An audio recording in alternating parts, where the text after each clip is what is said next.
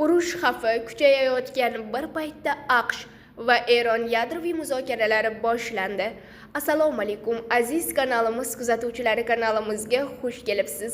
Agar kanalda yangi bo'lsangiz like bosishni va dunyodagi yangiliklardan eng birinchi xabardor bo'lishni istasangiz obuna bo'lishni unutmang. AQSh Fors ko'rfazi atrofida ikkita aviatashuvchi bilan ulkan armadani yig'moqda. Eron esa Hormuz bo'g'ozida Rossiya va Xitoy ishtirokida harbiy mashg'ulotlar boshladi.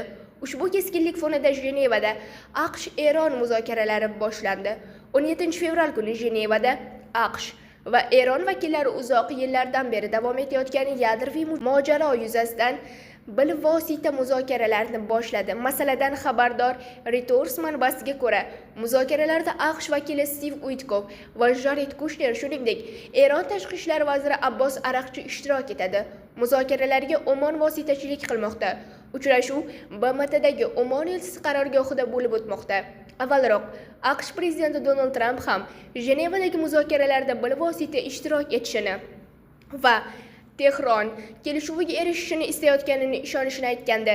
Lekin Tramp bu muzokaralarda ishtiroki qanday bilvosita bo'lishini ochiqlamadi. Ular kelishuv qilmaslik oqibatlarini istamaydi deb o'ylayman. Ularning yadroviy salohiyatini yo'q qilish uchun B-2 samolyotlarini yuborish o'rniga kelishuvga erishishimiz mumkin edi va biz B-2larni yuborishga majbur bo'ldik, deydi Tramp dushanba kuni Air Force One bortida. Eronning yuqori martabali rasmiysiga ko'ra, AQShning sanksiyalarni bekor qilish borasidagi jiddiyligi va noreal talablar qo'ymasligi Jenevadagi samarali muzokaralar uchun hal qiluvchi omildir. Ismi oshkor etilishini istamagan rasmiy Tehron muzokaralarga samimiy va konstruktiv takliflar bilan kelayotganini bildirdi. Muzokaralarning asosiy maqsadi nima? Tehron va Washington o'nlab mojarosi bo'yicha muzokaralarni joriy yil 6 fevral kuni yana tikladi. AQSh va uning ittifoqchisi Isroil mavjudligiga tahdid solishi mumkin bo'lgan yadroviy qurol yaratishga intilmoqda deb hisoblaydi. Eron esa yadroviy dasturi mutlaqo tinch maqsadlarda ekanini aytadi. Ammo u uranni elektr ishlab chiqarish uchun zarur darajadan ancha yuqori, bomba uchun kerakli darajaga yaqin darajada boyitganini aytiladi. Eron yadro qurolini tarqatmaslik to'g'risidagi shartnomaga qo'shilgan.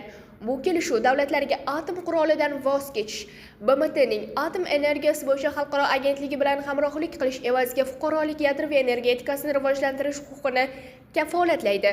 Eron tashqi ishlar vaziri Araqchi dushanba kuni Jenevada MAGATE rahbari Rafael Grossi bilan uchrashib, agentlik bilan hamkorlik va AQSh bilan bo'ladigan muzokaralarning texnik jihatlarini muhokama qildi.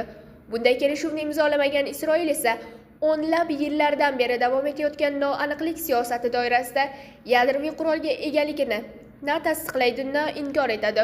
Bu siyosat atrofdagi raqiblarni tiyib turishga qaratilgan. Reutersning yozishicha, olimlar Isroil 1966-yilda ilk bombani qo'lga kiritgan deb hisoblaydi.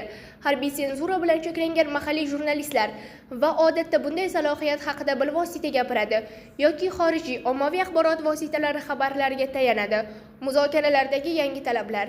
Washington muzokaralar doirasining Eronning raketa zaxiralari kabi yadroviy bo'lmagan masalalarga kengaytirishga urinmoqda. Tehron esa faqat yadroviy dasturiga qo'yiladigan cheklovlarni sanksiyalar yengillashtirilishi evaziga muhokama qilishga tayyorligini bildirgan. Shuningdek, Eron uran boyitishini to'liq to'xtatmasligini hamda raketa dasturini muhokama qilmasligini bildirgan. Isroilning qo'shishga uringan talablaridan yana biri Eron Husiylar, Hizbulloh kabi mintaqadagi proksi kuchlari bilan hamrohlikda voz kechish kerak. Lekin bu masala hal bo'lishi hali dargumon. Dushanba kuni AQSh davlat kotibi Marko Rubio Budapeshtdagi matbuot anjumanida Eron bilan kelishuvga erishish qiyinligini, biroq AQSh bunga urinib ko'rishga tayyor ekanini aytdi. Ushbu muzokaralar fonida iyun oyidagi AQSh va Isroilning zarbalari, shuningdek, yashash xarajatlari inqiroziga qarshi namoyishlari tufayli Eronga hokimiyat biroz zaiflashgandek tuyulmoqda. Bundan tashqari, AQSh hozir mintaqaga ulkan dengiz harbiy armadasini joylashtirgan. AQShning ikki rasmiysiga ko'ra, agar Tramp hujum qilishni buyursa, AQSh harbiylari Eronga qarshi bir necha hafta davom etishi mumkin bo'lgan operatsiyalarga tayyorgarlik ko'rmoqda. Eron esa dushanba kuni muhim xalqaro suv yo'li va neft eksporti marshrути bo'lgan Hormuz bo'g'ozida harbiy mashg'ulotlarni boshladi. Mahalliy ommaviy axborot vositalariga ko'ra, Rossiya va Xitoy Hormuz bo'g'ozida o'tkaziladigan dengiz xavfsizligi kamari 2026 mashg'ulotlarida ishtirok etish uchun kemalar yuborgan.